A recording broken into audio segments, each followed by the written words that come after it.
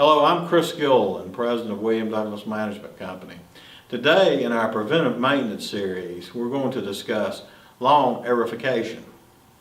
Lawn problems are commonly attributed to insects, insufficient fertilization, or even disease. However, more commonly, the problem is soil compaction. With soil being compacted, nutrients such as water and air have a difficult time reaching the roots of the grass lawn. In this case, the grass on the surface may begin to die or show signs that can easily be misdiagnosed. The remedy for this is to aerate your yard using a lawn aerator. Compressed soil makes it difficult for earthworms to perform their job and therefore causes thatch to accumulate.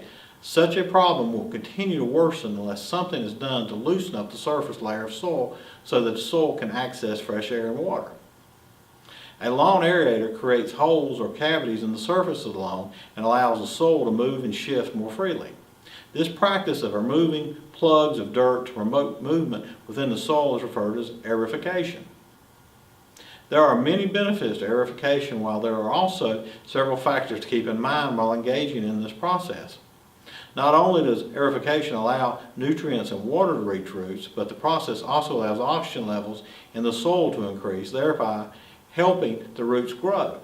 Although aeration may sever the roots of the grass while taking out plugs or soil, the grass stimulates its roots in an effort to fill the holes and in turn creates a denser habitat for itself.